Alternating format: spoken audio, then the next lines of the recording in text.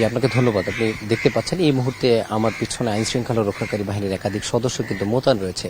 এটি মূলত ঢাকা বিশ্বের সিনেট ভবন। এই সিনেট ভবনে কিন্তু সকাল 10টার পরে মূলত সিনেট অধিবেশন শুরু হয়েছে। আপনি জানেন যে গতকালকে ইউজিসি মূলত বাংলাদেশের যত পাবলিক বিশ্ববিদ্যালয় আছে অর্থাৎ যত শিক্ষা প্রতিষ্ঠান ইউজিসির নিয়ন্ত্রণে রয়েছে তারা কিন্তু সেগুলো গতকালকে অনির্দিষ্টকালের জন্য বন্ধ ঘোষণা করেছেন।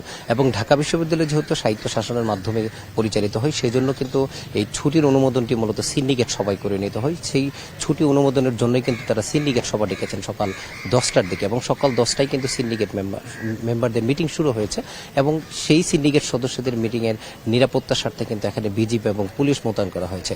আপনি জানেন যে গতকালকে থেকেই ঢাকা বিশ্ববিদ্যালয়ে ব্যাপক উত্তেজনা বিরাজ করছে, যেটি সূচনা হয়েছিল গত পরশু থেকে।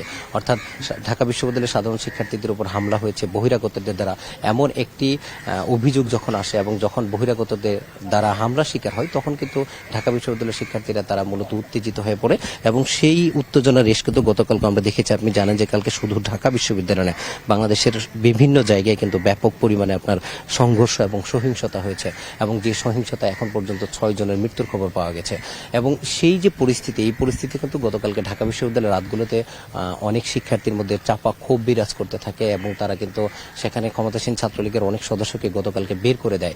এবং যখন ইউজিসি সিদ্ধান্ত দিল যে বিশ্ববিদ্যালয়গুলো বন্ধ থাকবে তখন কিন্তু আজকে সকাল থেকেই অনেক শিক্ষা প্রতিষ্ঠান নিজেরাই হচ্ছে শিক্ষা প্রতিষ্ঠানের শিক্ষার্থী, বিশেষ করে ঢাকা বিশ্ববিদ্যালয়ের শিক্ষার্থীরা তারা হচ্ছে সকাল থেকে অল্প কিছু সংখ্যক ছাত্র হল ছাড়া শুরু করে, যদিও বেশিরভাগ শিক্ষার্থী বলছে তারা হল ছাড়বেন না, কারণ তারা এই হলেই থাকবেন এবং তারাই তাদের শিক্ষা প্রতিষ্ঠান ছেড়ে যাবেন না।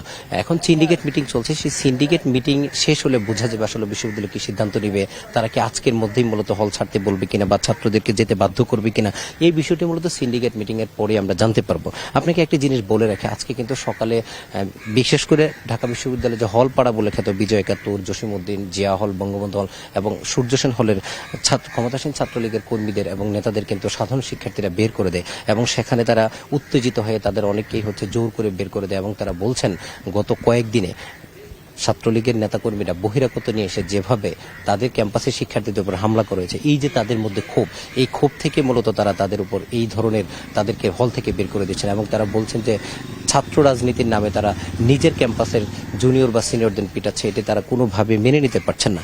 এই যে একটা চাপা উত্তেজনা বিরাজ করছে মূলত বিশ্ববিদ্যালয় এলাকা জুড়ে, সেটি কিন্তু আসলে থমথমে এখনও ঢাকা বিশ্ববিদ্যালয়ের হলগুলোতে এবং অনেক হলগুলোতে কিন্তু এখনও সাধারণ শিক্ষার্থীরা বিক্ষোভ করছেন এবং তারা হচ্ছে তাদের দাবি দেওয়া তুলে ধরছেন এবং তারা বলছেন যে বিশ্ববিদ্যালয়ের সিন্ডিকেট মেম্বার কি সিদ্ধান্ত দিবে সেটি তারা ভেবে দেখবে তারা হল ছাড়বে কিনা, যদিও তারা বলছে তারা হল ছাড়বেন না।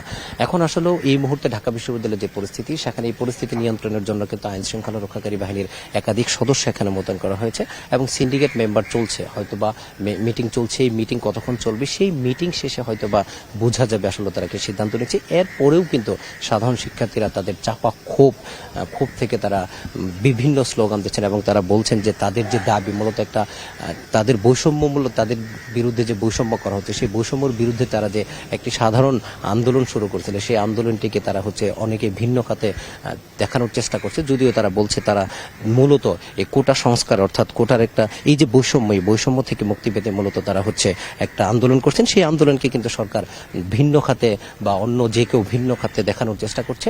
এই জন্য তারা বলছেন যে তাদের ন্যায্য দাবি পূরণ না হওয়া পর্যন্ত তারা তাদের আন্দোলন বা মাঠ ছাড়বেন না, তবে তারা চাচ্ছেন যে সরকার যত দ্রুত এটা সমাধান করবে ততই ভালো এবং তারা চাচ্ছেন যে ক্যাম্পাসে আবার স্বাভাবিক পরিবেশ ফিরে আসুক। তবে সব পরিস্থিতি এখনও ঢাকা বিশ্ববিদ্যালয়ে থমথমে অবস্থা বিরাজ করছে এবং আইন শৃঙ্খলা রক্ষাকারী নিয়ন্ত্রণ রাখার জন্য কিন্তু আইন শৃঙ্খলা রক্ষাকারী বাহিনীর একাধিক সদস্য এখানে কাজ করছে।